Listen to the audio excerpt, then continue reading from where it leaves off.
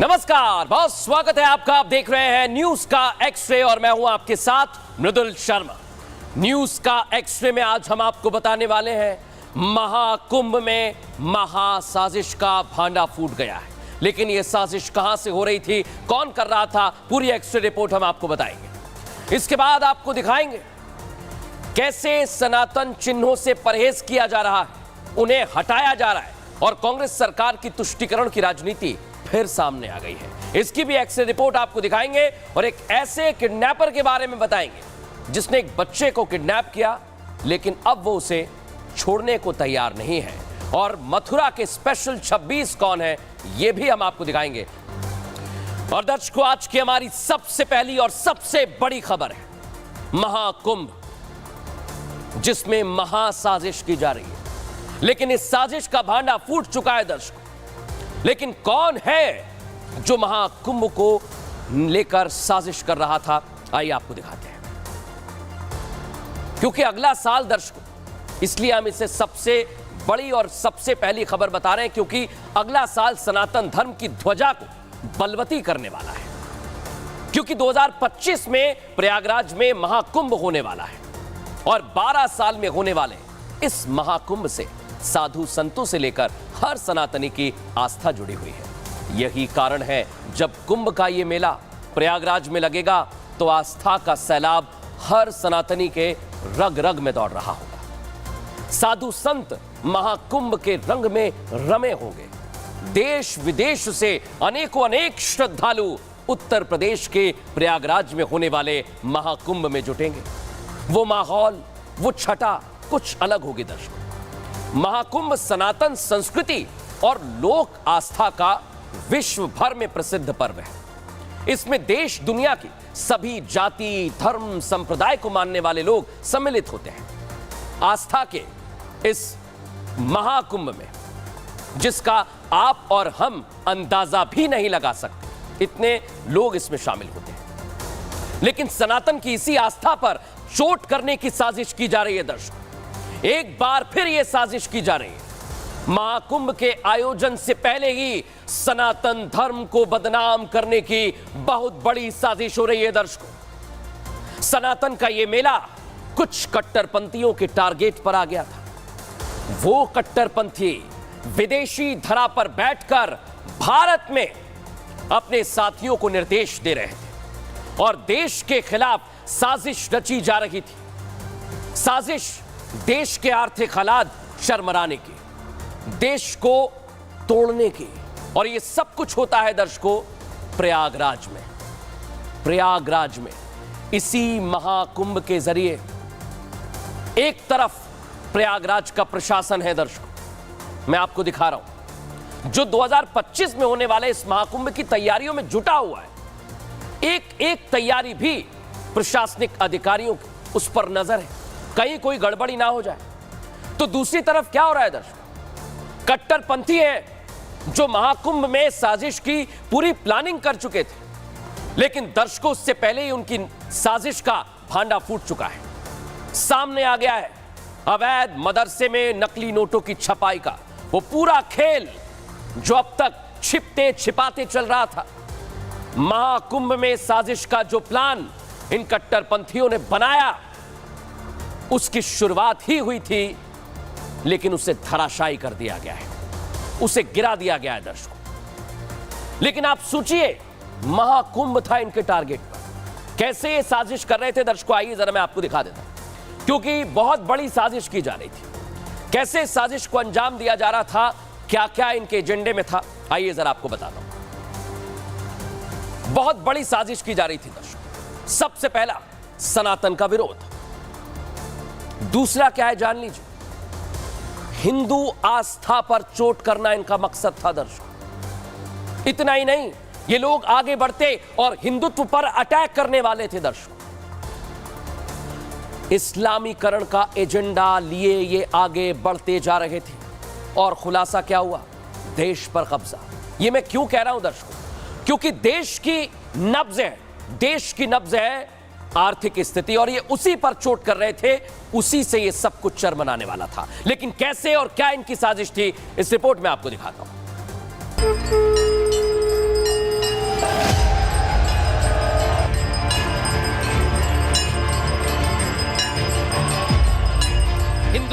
हिंदुओं का कोई भी त्योहार हो, सनातन का मेला हो या फिर 12 साल में होने वाला महाकुंभ, कट्टरपंथी अपने एजेंडे से कभी पीछे नहीं हटते। हर बार हिंदुत्व पर अटैक करने की फिराक में रहते हैं। अब महाकुंभ होने वाला है तो कट्टरपंथियों ने सनातनियों के आस्था के इस पर्व को अपने टारगेट पर ले लिया। महाकुंभ में नकली नोटों की खपाई का फुल प्रूफ प्लान तैयार था। देश को कमजोर करने की साजिश थी।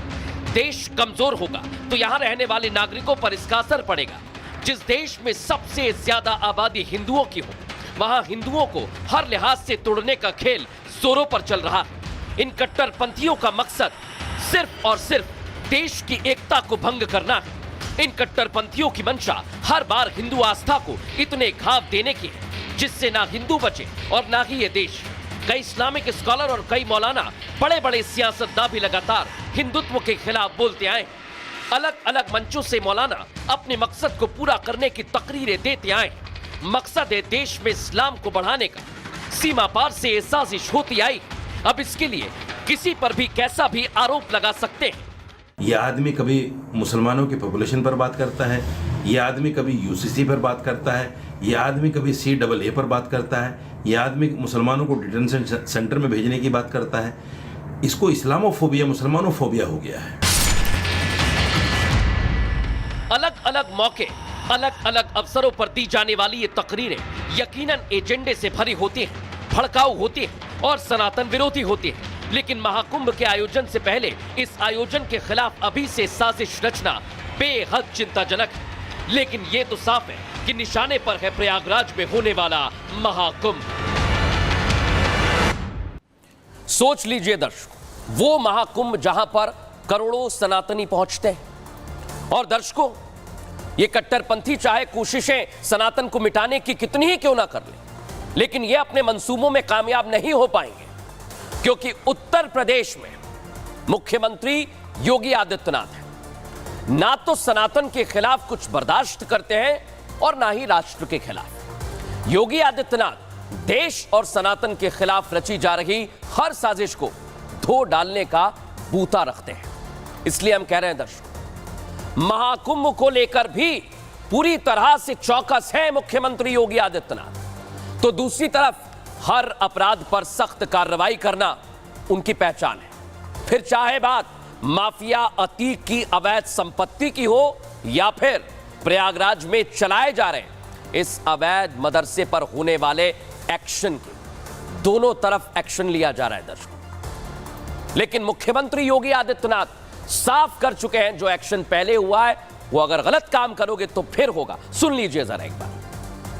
फैलाने की छूट भी नहीं देंगे। कोई सुरक्षा के साथ खिलवाड़ नहीं कर पाएगा। और मैंने पहले ही कहा, हम सुरक्षा सबको देंगे, सम्मान सबको देंगे, विकास सबका करेंगे। लेकिन अगर किसी ने कानून को हाथ में लेने का दुस्साहस किया, उसको लेने के देने पड़ जाएंगे। उसकी कई पीढ़ियों के द्वारा जो अनैतिक और अवैध तरीके से अर्जित संपत्ति है, इस संपत्ति को जब्त करके गरीबों में बंटाने का काम करेंगे। दर्शकों, एक तरफ योगी आदित्यनाथ है जो अपने प्रदेश में सब कुछ ऑल इज वेल चाहते हैं, सब कुछ ठीक चाहते हैं, अपराधी मिट्टी में मिल जाएं और कोई अपराध की सोचे भी ना, यही उनका मकसद है। लेकिन इस बीच महाकुंभ और अवैध मदरसे का कनेक्शन सामने आ जाता है दर्शकों। मदरसे में नकली नोट बनाने की फैक्ट्री का भांडा फूट गया, हमने आपको दिखाया था। पता चलता है कि मदरसे के मौलवी से लेकर कुछ और लोग भी जाली नोट बनाने की साजिश में शामिल थे। 4 आरोपियों को अब तक गिरफ्तार किया जा चुका है और आशंका यही जताई जा रही है दर्शकों कि इन आरोपियों के तार सीमा पार से भी जुड़े हुए हो सकते हैं, विदेशों से भी जुड़े हुए हो सकते हैं। इसलिए दर्शकों, ऐसा हो सकता है, मैं फिर आपसे कह रहा हूं, सुन लीजिए, ऐसा हो सकता है कि देश को आर्थिक नुकसान पहुंचाने के लिए इन आरोपियों को विदेश में बैठे दुश्मन से फंडिंग मिल रही हो। आशंका तो यह भी है कि आरोपी किसी ना किसी तरह खूंखार आतंकियों से जुड़े हो। यही कारण है दर्शकों, इस मामले में अब एनआईए जांच कर रही है। जांच एजेंसियों ने पुलिस से एफआईआर की कॉपी मांगी है, पूरी रिपोर्ट मांगी है, जिसके बाद ये जांच एजेंसियां आतंकवाद के बिंदु पर तफ्तीश को आगे बढ़ाएंगी। लेकिन आप सोचिए दर्शकों, महाकुंभ प्रयागराज में हो रहा है, महाकुंभ में ही यह साजिश रची जा रही है। हमारे सहयोगी ग्राउंड जीरो पर पहुंचे हुए हैं, उनकी रिपोर्ट आपको दिखाता हूं। प्रयागराज के जामिया हबीबिया मदरसे में दरअसल नकली नोट बनाने की फैक्ट्री पकड़ी गई है। पुलिस ने इस पूरे मामले का जो खुलासा है वो किया। अब पूरे इस मामले में ये देखा जा रहा है कि क्या सीमा पार से ये साजिश थी, क्योंकि जिस तरह से नोट बनाने के जो पेपर थे भारी मात्रा में मिले हैं, कहीं ना कहीं इस बात का संदेह है कि ये पेपर विदेश से आते हैं और क्या सीमा पार से कुछ ऐसी विदेशी ताकतें हैं जो इसको सपोर्ट कर रही थी। चूँकि साफ तौर पर देखा गया जिस भारी मात्रा में यहाँ पर कैश मिला है, नकली नोट मिले हैं, कहीं ना कहीं इस चीज़ को दर्शाते हैं कि इसमें विदेशी फंडिंग का भी मामला सामने आ रहा है। पुलिस इस पूरे मामले में जांच कर रही। देख लिया दर्शकों, आप विदेशी फंडिंग भी हो सकती है, लेकिन इतना ही नहीं दर्शकों, मदरसे में कैसे फैक्ट्री चल रही थी और इसमें कैसे ये साजिश रच रहे थे, आज हमने पूरा एक्सरे एक बार फिर किया है, आपको दिखाते हैं।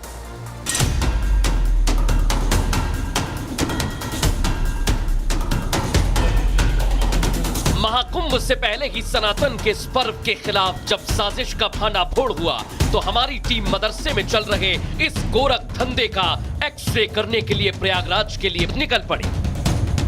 में नकली नोट छापने वाले मदरसे के बाहर इस वक्त हम मौजूद हैं। तस्वीरें आपको दिखाएं तो यही वो मदरसा है जहां पर पुलिस ने छापा मारा था। जामिया हबीबिया करके ये मदरसा है। जब हम मदरसे में पहुंचे तो हमें वहां इस अवैध मदरसे के क्लर्क मिले, जिन्होंने ये साफ कर दिया कि इस मदरसे में नकली नोट बनाने की साजिश बीते 1 या 2 महीने से नहीं, बल्कि 3 साल से ज्यादा वक्त से चल रही थी। ऊपर जाने से मना किया गया था करीब 3.5 साल से। अच्छा, क्या आप लोग ऊपर नहीं जाएंगे? हाँ, कोई नहीं जाता था। इस मदरसे के कार्यवाहक प्रिंसिपल मौलवी मोहम्मद तफसीरुल समेत 4 लोग मिलकर जाली नोट बनाने का यह काम कर रहे थे। 100 रुपए के नकली नोट यहां छापे जाते थे। मौलवी मोहम्मद तफसीरुल ने ही आरोपियों को यहां नोट छापने की जगह दिलाई। बीते 3 महीने से ये सब कुछ मदरसे में चल रहा था, लेकिन कानो-कान इसकी किसी को खबर नहीं थी। आरोपियों ने बताया कि 100 रुपए के नोट ही यहां पर छापे जाते थे, क्योंकि इन्हें बाजार में खपाना आसान होता था। लेकिन इनका ये प्लान यहीं खत्म नहीं होने वाला था। इनका एजेंडा बड़ा था, इनका टारगेट था महाकुंभ। इनकी साजिश नकली नोटों की इस बड़ी खेप को महाकुंभ में खपाने की थी। मदरसे में बच्चों की छुट्टी हो जाने के बाद एक खाली कमरे के अंदर नकली नोटों की छपाई की जाती। प्रयागराज पुलिस को पिछले कुछ दिनों से अपने खुफिया सूत्रों से खबर मिल रही थी कि बाजार में कुछ लोग नकली नोट चला रहे हैं। इसके बाद पुलिस ने मामले की तफ्तीश शुरू की और नकली नोटों के इस गैंग के तार एक मदरसे से जुड़े हुए मिले। जब सारे सबूत पुख्ता हो गए तो पुलिस ने फोर्स के साथ मदरसे पर छापा मारा और महाकुंभ से पहले ही इन आरोपियों की साजिश का भांडा फूट गया। क्या ये एक बड़ी साजिश थी? चूंकि जैसा सूत्र हमारे बता रहे हैं, महाकुंभ में इन नोटों को चलाने का बहुत बड़ी साजिश थी कि इन नोटों का जो इस्तेमाल है वहां पे किया जाएगा, जिसके चलते पुलिस को कुछ सूचनाएं मिली और उसके बाद पुलिस ने दबिश देकर इस पूरे नेक्सस को पकड़ा है। इस कार्रवाई के बाद सबसे पहले मदरसे के प्रिंसिपल तफसीरुल आफरीन को पद से हटा दिया गया है। बताया गया कि इस प्रिंसिपल का परिवार मदरसे की पहली मंजिल पर रहता था और इसी मंजिल पर जाली नोट बनाने का काम होता था। वहीं दूसरी तरफ तलवार इस मदरसे पर भी लटक गई है, क्योंकि यह गैर मान्यता प्राप्त मदरसा है। यह अवैध रूप से चलाया जा रहा है। यह मामला सामने आने के बाद जल्द से जल्द मदरसे को सील किया जा सकता है और इस पर बुलडोजर एक्शन भी हो सकता है। मदरसे का कैंपस है पूरा और अब इस पर बड़े एक्शन की तैयारी हो रही है। चूंकि जिस तरह से रिपोर्ट गई है, इसके जो नक्शा है उसको लेकर भी अगर नक्शा सबमिट नहीं माना जाएगा तो उसके बाद बुलडोजर का एक्शन भी यहां पर देखने को मिल सकता है। मकसद चाहे कुछ भी हो, ये तो साफ हो चुका है कि इस मदरसे में अब तक लाखों रुपए की कीमत के नकली नोट छापे जा चुके हैं। इनका टारगेट छोटी मोटी दुकानों पर नोट चलाने का नहीं था, बल्कि महाकुंभ जैसे बड़े सनातनी मेले में इन्हें खपाने का था और देश को खोखला करने का इनका मकसद था, जिससे पहले ही योगी की पुलिस ने चकनाचूर कर दिया। महाकुंभ में होने वाली साजिश का पर्दाफाश हो गया है दर्शकों, लेकिन सियासी गलियारों में भी हलचल तेज हो गई है। नकली नोट का कनेक्शन सामने आ रहा है। सियासी गलियारों में नेता क्या कह रहे हैं साजिश को लेकर, सुनवाता हूं आपको। उत्तर प्रदेश की सरकार में किस तरह से नोटों की छपाई का कारोबार सूबे में चल रहा है, सरकार को आज तक मालूम ही नहीं था। सिर्फ मदरसा, इस्लाम, मुसलमान नाम लेकर ये जो बड़े बड़े व्यापारी हैं, नोटों की जो ये पेपर्स हैं, उनको बचाने का काम, स्मगलर को बचाने का काम भारतीय जनता पार्टी ना करे तो अच्छा है। प्रयागराज के जामिया हबीबिया मदरसे में नकली नोट के साथ मदरसे के मौलवी समेत 4 लोग गिरफ्तार किए गए हैं। ये सब मिलकर नकली नोट को स्कैन करते थे, उसको चलाते थे। पुलिस ने निशानदेही पर गिरफ्तारी की है, एक बड़े रैकेट का खुलासा किया है और निश्चित रूप से एक पढ़ने पढ़ाने वाले स्थान पर इस तरह के गैंग पकड़ा गया है। इसकी गहनता से जांच हो रही है। इनके पीछे किनका किनका हाथ है उसकी भी जांच पुलिस कर रही है। एक भी दोषी बख्शा नहीं जाएगा। दर्शकों, अब खबरों में आगे बढ़ेंगे और बागपत में पलायन का पोस्टर सामने आया है। एक हिंदू के घर पर यह पोस्टर लगाया गया है दर्शकों, लेकिन आखिर खबर क्या है, आइए आपको बताता हूं। उत्तर प्रदेश के बागपत में एक हिंदू परिवार को पलायन के लिए मजबूर किया जा रहा है। घर ना छोड़कर जाने पर ऐसी ऐसी धमकियां दी जा रही हैं जिन्हें सुनकर आपकी रूह कांप जाएगी दर्शकों। पहले आप ये देखिए, इसी दीवार पर साफ साफ लिखा है मोटे मोटे अक्षरों में, पलायन को मजबूर, ये मकान बिकाऊ है। ये शब्द एक हिंदू परिवार के घर की दीवारों पर लिखे गए हैं और इसके पीछे की वजह है पड़ोस में रहने वाला मुस्लिम परिवार, उसकी धमकियां। हिंदू परिवार का आरोप है कि वो लोग बदमाशी पर उतर आए, लगातार धमका रहे हैं, जान से मारने की धमकी भी दे रहे हैं। लेकिन सबसे पहले मैं आपको सुनवाता हूं जो परिवार पीड़ित है वो क्या आरोप लगा रहा है, सुनिए जरा। ये परिषद नहीं दिखा, हमारे सब बच्चे जान से मारने की कोशिश करी इन्होंने, और एक कोई भी बार का 2 आदमी आके हंगामारी कर दिए, सब निशान लग गए, सब जय भी घर में परिवार थे 5-7, सबकी नस तोड़ रखी। हिंदू परिवार इस कदर परेशान हो चुका है दर्शकों, वो तो आपने सुन लिया, लेकिन अब कलेक्ट्रेट पर डेरा डालकर पहुंच गया है वो अपनी सुरक्षा की मांग को लेकर।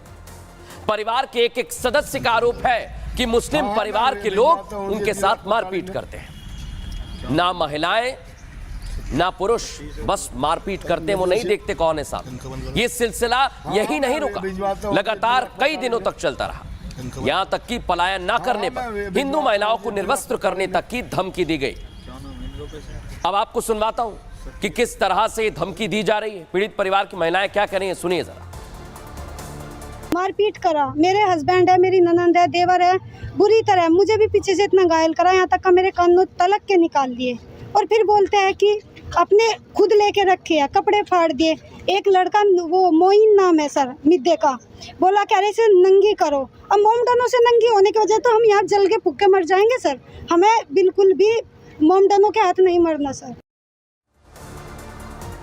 अब इस मामले की जानकारी जैसे हिंदू संगठनों को लगी, वो हिंदू परिवार के समर्थन में खड़े हो गए। दोनों परिवारों के बीच ये फसाद बढ़ने का कारण पता लगाने की कोशिश की तो पता चला कि एक दीवार इसका कारण है। हिंदू परिवार पर इसी वजह से हमला किया गया, उसे धमकी दी जा रही है। फिलहाल पुलिस इस मामले की दर्शकों जांच कर रही है। आइए अब खबरों में आगे बढ़ेंगे और अब हमारी अगली खबर है हज को मौका, सनातन से तौबा।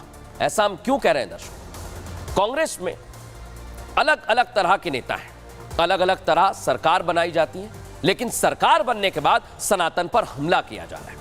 आइए जरा आपको पूरा एक्सप्रेस खबर का मैं बता देता हूं। सनातन धर्म, पहले तो ये जानने की अनादिकाल से इसे मिटाने की कितनी ही कोशिश की गई, लेकिन ये शाश्वत है। सनातन धर्म का कोई कुछ नहीं बिगाड़ पाया, लेकिन आज भी सनातन को मिटाने की कोशिश हो रही है दर्शकों, और ये कोशिश की जा रही है इंडी अलायंस में शामिल पार्टियों की तरफ से। इसमें पहले नंबर पर है लिस्ट में कांग्रेस पार्टी, जिसका समय समय पर सनातन विरोधी चेहरा सामने आता रहा है, कभी मध्य प्रदेश में, कभी उत्तर प्रदेश में, तो कभी कोई दूसरे राज्य में। ऐसे बयान दिए जाते हैं जो हिंदू धर्म और सनातन के खिलाफ है। हिंदू और हिंदुत्व से इन नेताओं को चिढ़ है और वो लगातार दिखती है दर्शकों। एक बार फिर कांग्रेस का सनातन विरोधी चेहरा सामने आ गया दर्शकों, ये फिर सामने आ गया। लेकिन दर्शकों, एक बड़ी बात, जो सनातन विरोधी चेहरा सामने आया है वो आपको देखना चाहिए, समझना चाहिए कि कैसे ये आपको बरगलाते हैं और फिर विरोध करते हैं। देखिए जरा इस रिपोर्ट में।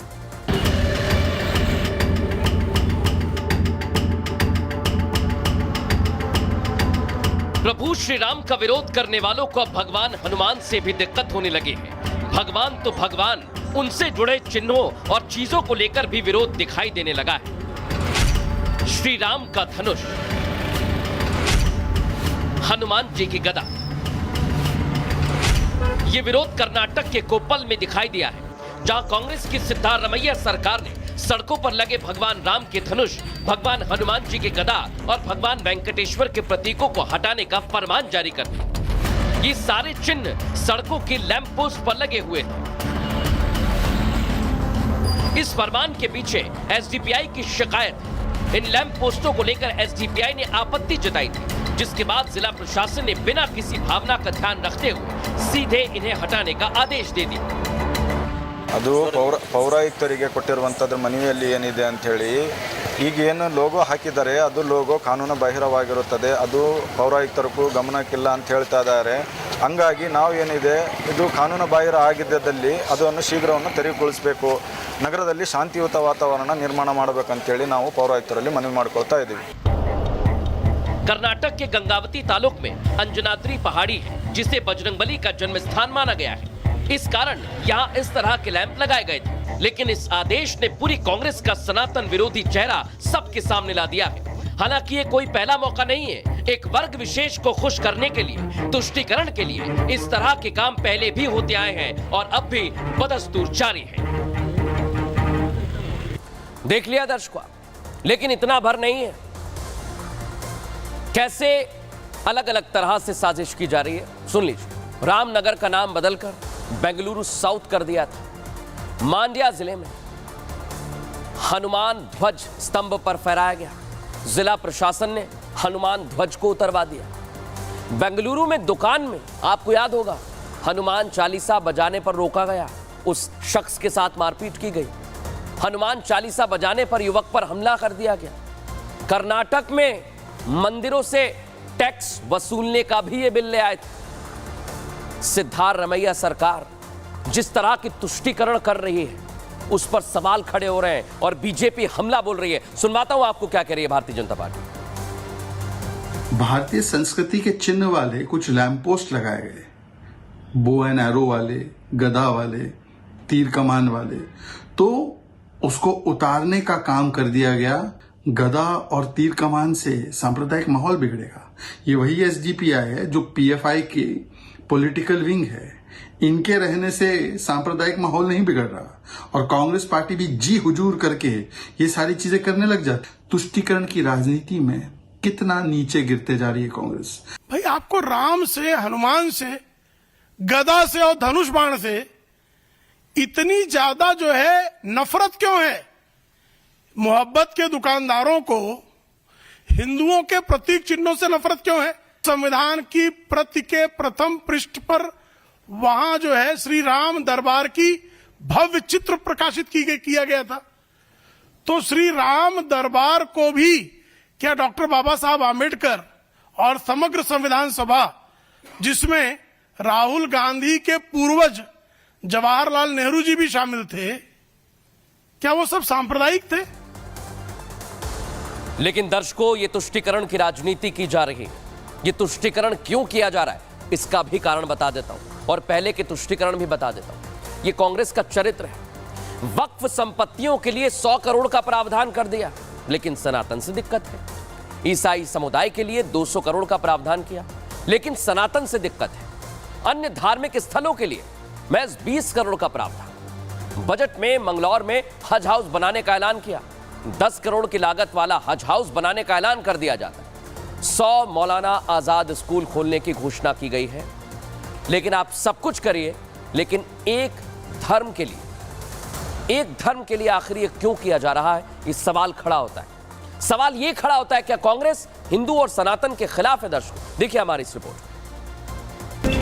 கொசு, டெங்கு காய்ச்சல், மலேரியா, கொரோனா இதையெல்லாம் நம்ம எதிர்க்க கூடாது, ஒழித்து கட்ட வேண்டும். Any religion that does not promote equality is not a religion according to me. ऐसे मोदी जी को अगर और शक्ति मिलेगी देश में तो समझो फिर इस देश में सनातन धर्म और आरएसएस की हुकूमत आएगी। हिंदू धर्म नाम की कोई धर्म है ही नहीं। हिंदू धर्म केवल धोखा है। नेता बदल जाएंगे, पार्टी बदल जाएगी, लेकिन बयान एक जैसे ही होंगे। हर पार्टी के हर नेता के बयान में सिर्फ सनातन के खिलाफ और हिंदुत्व विरोधी बोल ही दिखाई देंगे, सुनाई देंगे। आखिर इतनी नफरत ये लाते कहां से, और क्यों बार बार सनातन धर्म का अपमान ही किया जाता है? इन सनातन विरोधियों को बाकी मजहब से कोई दिक्कत नहीं, लेकिन राम मंदिर की प्राण प्रतिष्ठा से दूरी बना लेते हैं, राम के अस्तित्व पर सवाल खड़े करते हैं। लेकिन जब चुनाव में वोटों की बात आती है तो मंदिर मंदिर माथा टेकते नहीं थकते, सनातनी होने का ढोंग दिखाने लगते हैं। पहले हिंदुओं को सनातनी चेहरा दिखाकर वोट हासिल करते हैं, और जब चुनाव में जीत मिल जाती है तो तुष्टीकरण वाली अपनी राजनीति शुरू कर देते हैं। यही है इंडिया अलायंस का असली चेहरा, जो समय समय पर सबके सामने आता रहता है। दर्शकों हमारी अगली खबर की तरफ रुख करेंगे, और वो खबर है स्पेशल 26 की। स्पेशल 26 एक फिल्म आई थी, आप सभी को याद होगी। लेकिन ऐसा क्या हुआ जो आज हम इसकी बात कर रहे हैं? आइए जरा इसका पूरा एक्सप्लेन किया है हम लोग। इन दिनों सीबीआई, ईडी और इन जैसी एजेंसियों की रेड डालने को लेकर सियासत होती रहती है, बयानबाजी होती रहती है। हर कोई सोच रहा है कि अगला नंबर किसका होगा। ये तो सियासत की बात होगी, लेकिन मैं आज एक ऐसी खबर लेकर आया हूं जो सीधे आपसे जुड़ी हुई है। दर्शकों, अगर आप भी बिजनेसमैन हैं, व्यापारी हैं, कारोबार करते हैं, तो यह खबर आपके लिए बहुत जरूरी है। कहीं मत जाइएगा, क्योंकि अगली रेड आपके घर, आपके ऑफिस पर पड़ सकती है। और जब ये रेड डलेगी तो आपके होश उड़ जाएंगे, दिमाग खराब हो जाएगा, काम करना बंद कर देगा, कुछ समझ में नहीं आएगा करे तो करे क्या। क्योंकि रेड पड़ने के दौरान ऐसा ही होता है, और जब आप ईमानदार हो तो डर होना लाजमी है। मैं ऐसा इसलिए कह रहा हूं दर्शकों, क्योंकि अगली फर्जी रेड आपके घर पर भी हो सकती है। क्योंकि कृष्ण नगरी मथुरा में फिल्म की तर्ज पर फर्जी अधिकारी बनकर रेड डाली गई, सोचिए आप। और उसके बाद जो हुआ सुनकर आपके होश उड़ जाएंगे दर्शकों। सोचिए आप, स्पेशल 26 आपके घर पर आ जाए तो क्या होगा, देखिए जरा इस रिपोर्ट।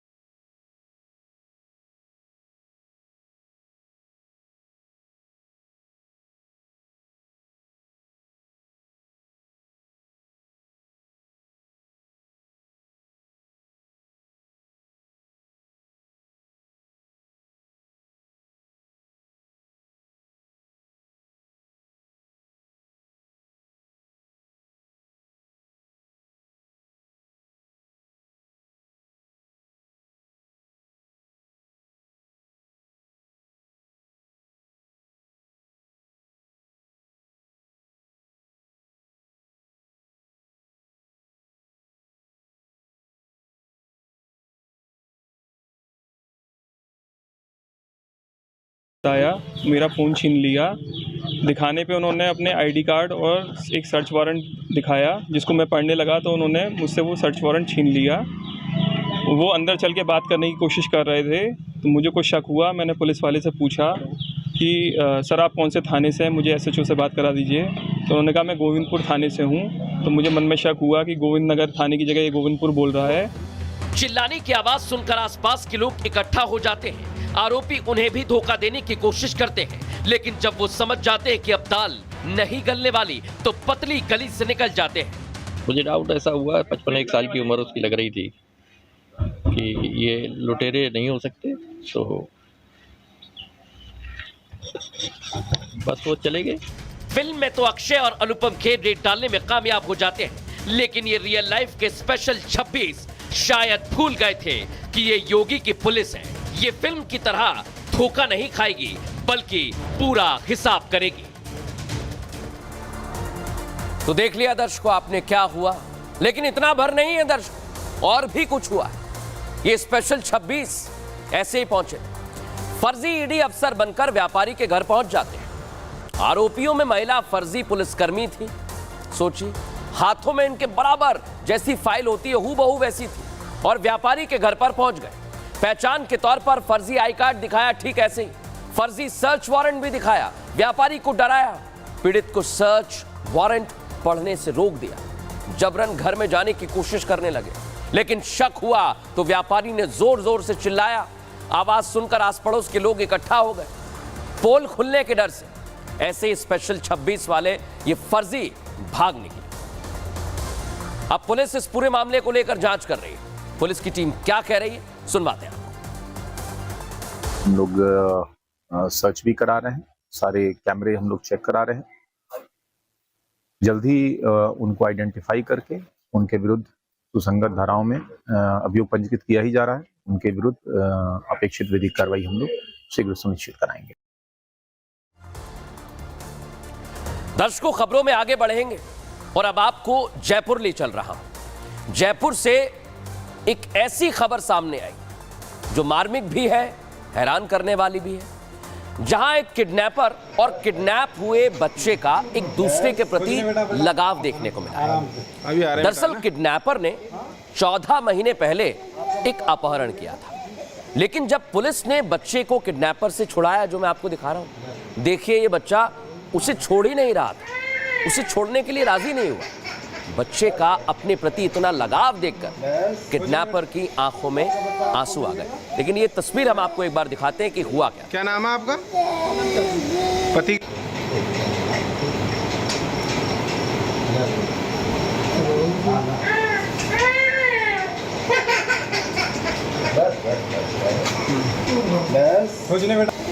आपका बच्चा आपको मिल गया है? क्या नाम? तो देखा आपने कैसे किडनैपर से ही लगाव हो गया। बहरहाल खबरों में आगे बढ़ेंगे और रामपुर से एक शख्स ने अपनी ही पत्नी की बेरहमी से पिटाई की है। तस्वीर आपको दिखा रहा हूं। घरेलू विवाद हुआ, इसके चलते आरोपी ने पत्नी को सिर्फ चोटी पकड़कर पीटा, बल्कि गालियां भी दी, और इसका वीडियो अब सामने आ गया है। पुलिस आरोपी को पकड़ने के लिए दबिश दे रही है। इस पूरे मामले को लेकर पुलिस की टीम जांच पड़ताल कर रही है। तो देखा दर्शकों आपने, फिलहाल न्यूज का एक्सट्रीम इतना ही। कल फिर हाजिर होंगे रोचक और जानकारी भरी खबरों के साथ। नमस्कार।